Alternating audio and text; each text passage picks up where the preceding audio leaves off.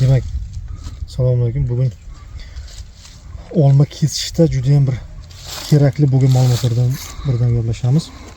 Xudo xolasa, bu yerda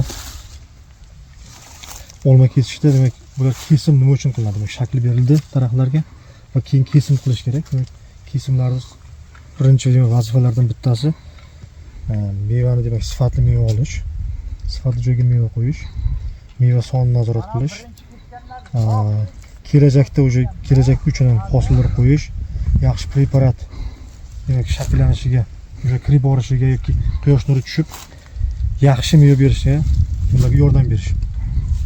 Shuning uchun kesish amal qilamiz. Bu yerda mana ko'rsating, bu yerda bor. Meva ko'za 1 2 3 4 5 6 7 8 9 demak 9-10 ta shu yerda mevali kurtak bor. Bu degani potensial shunaqa 10 ta meva beradi bu. Demak, bittadan meva berganda shu shoxda qalamdan ingichka bo'lsa va shu shoxda 10 ta meva bo'lsa, bu degani nima bo'ladi? Nima bo'ladi? Bu hech qachon buni birinchidan sifatsiz meva bo'ladi bu yerda. Buni serak qilib chiqqaningiz, bittadan qoldirganingiz ham har bitta buketda bu sifatsiz mevaga olib keladi. Shuning uchun bizlarning hozir maqsadimiz nafaqat umumiy mevani balansini to'g'irlash va har bitta shoxga ham e'tibor berish bu. Bu yangi demak kimgadir yangilik bo'lishi mumkin. Demak, bu shu shoxda qancha meva sifatli meva yetishib bera olishini aniqlab, shunga qarab hosil qo'yish. Demak, buning uchun qanday qilamiz? Shu shoxlarda, shu qalamdan ichki shoxlarda 2 ta yo 3 ta, yoki bitta atrofda 2 ta shox qo'yamiz. Qolganlarini olib tashlaymiz, ko'rasiz. 3 ta qolyapti bu yerda. Xuddi o'shanaqa davom etib, har bittasi shoxda shunaqa davom etib kelamiz. Demak, shu yerdan boshlagan bo'lsa, mana bu yerda bo'shliqlar bor ekan. Bo'shliqlar bo'lmasligi kerak, chunki keyinchalik nima qildik? Bu boshida demak raqib shoxlar juda ham ko'p bo'lgan. Mana biz olib tashlaganmiz. Raqib shoxlar ko'p bo'lgan, shuning uchun bo'shliqlar ko'p dedim. Demak, bu yerga keladigan bo'lsa, bu yerdan qilaylik, keling. Bundan ko'raylik. Xo'sh. Umumiy kesadigan bo'lsak, demak bu juda ham qalin shoximiz, mana tik shox bo'lib ketgan, mana ko'ryapsizlar, tik. Biz demak kesish tepadan boshlaymiz doim. Tepadan boshlaganda polni ko'rinib keladi, demak hammasi ko'rinadi. Juda oson. Buni kesishda qalin shoxlarda birinchi yo'qotishdan boshlaymiz. Demak, qalin shoximiz shu. Shu shoxni va mevaga qaytarib kesamiz birinchi. Demak, buni kesamiz. Xo'sh. Mevaga qaytarildi, mana. Mevaga qaytarilgan holatda ko'rib turibsiz hozir. Shu ko'rinyaptimi? Aha.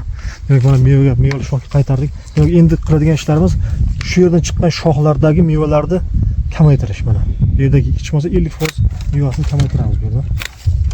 Shunaqa qilib sifatli mevaga erishish uchun. Bular kelajakda sifatli meva olish uchun shu yerdan shunaqa.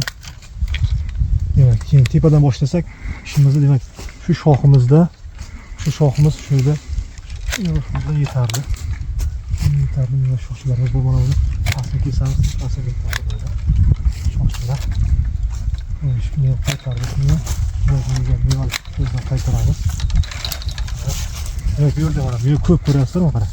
Mana shoxchada kamaytirib qo'ydik mana. Demak, bu yerda mana ingichka shoxcha, bunda bir 5 ta meva bor, demak bitta 2 ta meva qo'yamiz, tamom. Bu yerda ko'p meva bilan buni sifatsiz mevaga olib kelishimiz mumkin. Xo'sh, mana bu unga kerak yo'q. Qalin shoximiz bunga kerak bizga. Ichkaridagi bitta zaif shoxchilar kerak emas.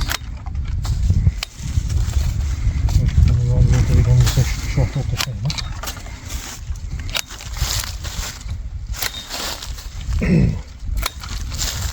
Kesimda faqat bu yerda quyosh nuri kirishi uchun va mana bu yangi shoxlar qo'yish kerak va buni shu mevani birdan serak qilishda ham o'ylash kerak. Chunki bu yerda ko'p meva, masalan, deylik, ingichka shoxlardan ko'p meva olish, bu doim uzun, deylik, hammasi mevaga kirgan bular. Masalan, mana shu shoxchalar to'liq mevaga kirgan. Bu mevaning hammasini olsangiz, bu yerda sifatsiz mayda shoxchalar bo'ladi. Shuning uchun muammo. Mana buni ko'rsatingiz, mana buni. Ko'rsating buni. Mana shunaqa. Mana ingichka shoxlarda demak sifatsiz meva bo'ladi bunda. Bu shoxlarni bitta ikkita meva qo'yib olib tashlayveramiz aka. Muammosi yo'q. Xuddi shunaqa kessangiz